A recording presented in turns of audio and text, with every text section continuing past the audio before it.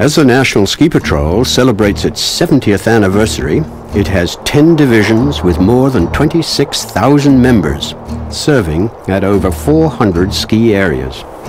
While much has changed, the mission and foundations of this organization remain as solid bedrock for the future. But where did it all come from?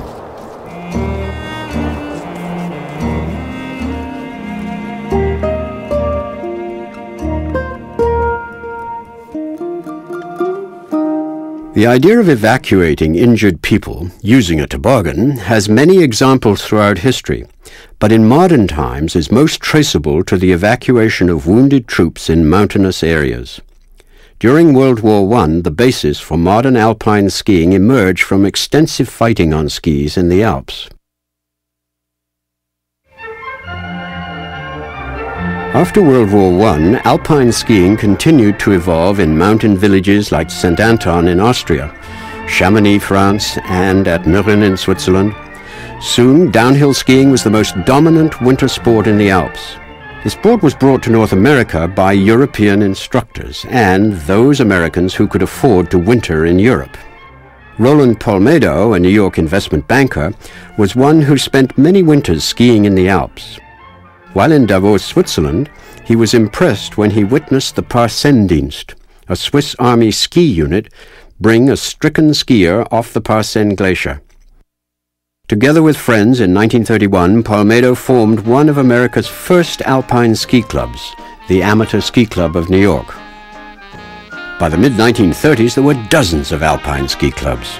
Ski trains provided easy access to mountains for thousands, and rope tows dragged them up the slopes. As more and more people tried skiing, it became apparent that first aid and care was needed for the injured. In 1934, at the urging of Roland Palmedo, the Mount Mansfield Ski Club formed a safety committee. Within a year, they had a patrol of club volunteers who had completed the Red Cross first aid course. It was all modeled upon the Parsen daily patrol that Palmedo had seen in Switzerland. Who really were the first patrollers? Who had the first ski patrol? And the claims range as far west as Mount Hood, and in the east, the Otter Patrol, who serve at Pico. You've got folks around the Gore mountain area. The Schenectady Winter Sports Club operated snow trains to North Creek, New York. Their first aid committee made up 10 first aid kits and assigned them to competent skiers who were required to take first aid training from the Schenectady chapter of the National Red Cross. On Oregon's Mount Hood, Hank Lewis declared that he was the patrol, recalling, "I supplied my own equipment, borrowed an old roll-nosed toboggan from the Y-East cabin, and took a first aid course in Portland." The Mount Hood Ski Patrol was formally organized in the spring of 1938.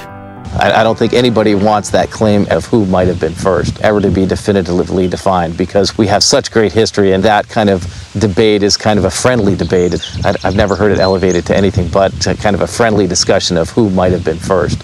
But Charles Minot Dole, Minnie Dole, our founder, is essentially the father of our organization.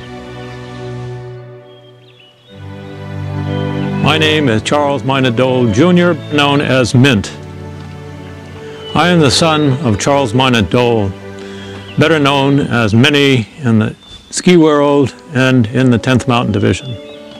As my father observed in his book Adventures in Skiing, I do not think there were patrols, as we came to know them later, but groups of interested local citizens willing to spot locate toboggans and be around weekends to assist any injured skiers to safety. My dad was a member of Roland's Amateur Ski Club and broke his ankle skiing with his fellow club member, Frank Edson, up at Stowe over New Year's in 1936. As he later wrote, "When you injured something in those days, you were strictly on your own." Ironically, Stowe had a rudimentary ski patrol organized by Roland Palmedo, but was not set up to spot accidents. It merely had a few willing souls who were around.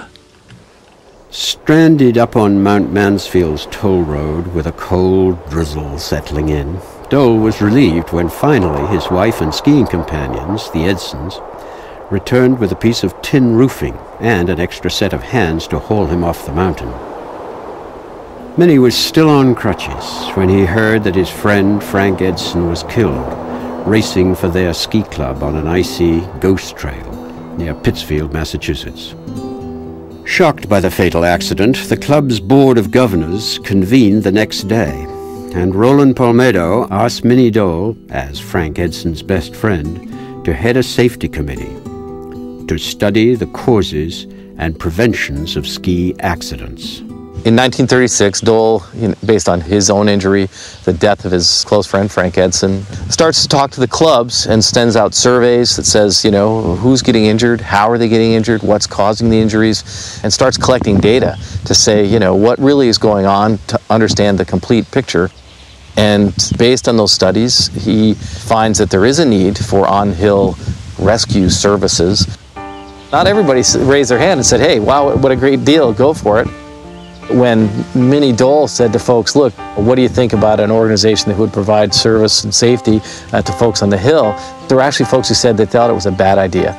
They thought that if you're a mountaineer, an alpinist, a skier, you're in the mountains, part of your responsibility is to, if you get hurt, to figure out how to get yourself out, and that's your responsibility, it's not someone else's. And you're taking that element of risk away and making it safer and more protected, and so you're taking away a big part of what skiing was all about.